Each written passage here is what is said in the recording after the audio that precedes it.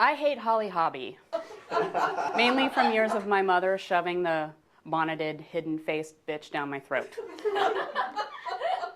I suspect it was in an effort to make me a girl, and I'm sure by this time in my life's chronology, my father was already pressing my mother to tell him whether or not I was a 4-year-old lesbian, or if I had a malformed, stringy penis in the girl panties that they made me wear. When I wasn't stuffing my underwear with racquetballs and socks, I didn't have one. At any rate, for this information, he had pressed her every year until he finally ran off with one of his hairy-chested woman fuck buddies. Now, interestingly, my parents don't speak, so he asks me instead. In better days, I got toys like any spoiled American brat. Nothing that I wanted. Not the Stretch Armstrong, not the Evel Knievel you'd rev up and watch zoom away on his motorcycle into a door jam. No Spock or Batman dolls, and definitely not the baby doll with the penis.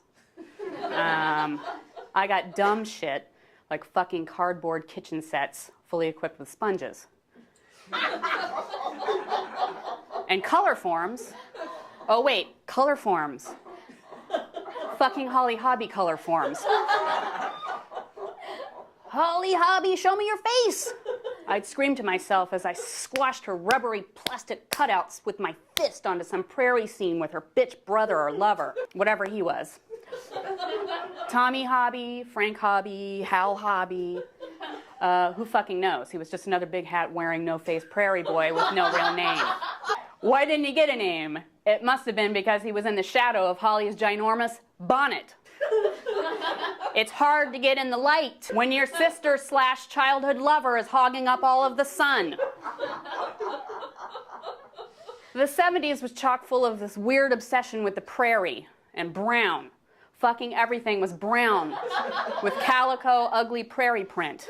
Gross.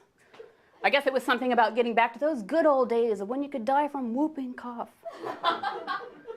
And there was the Waltons and Little House on the Prairie and all their glorified wholesomeness, also brown. Holly conveyed that too, though accented with blue or pink usually.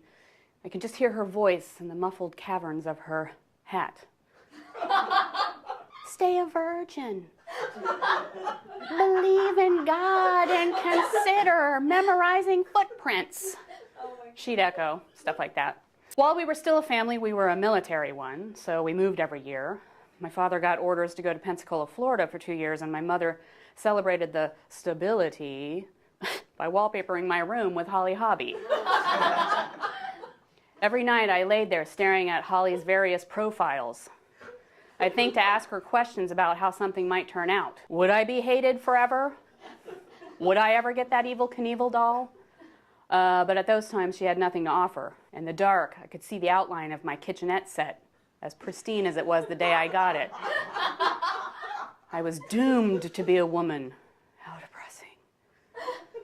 My mom lost her shit on the end of her marriage. We went from a household that dusted every day, including getting into the tiny nooks and hulls of the decorative explorer ships Nina, Pinta, and Santa Maria, to a house that was filled with nothing but dog filth.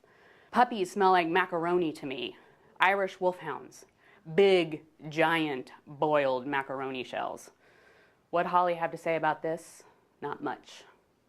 Hiding behind her gargantuan bonnet, the cunt never had anything good to recommend while I watched my mother fall apart. Nothing but silence. I hate Holly Hobby. I could only wonder what silent figure my mother was listening to. Probably God.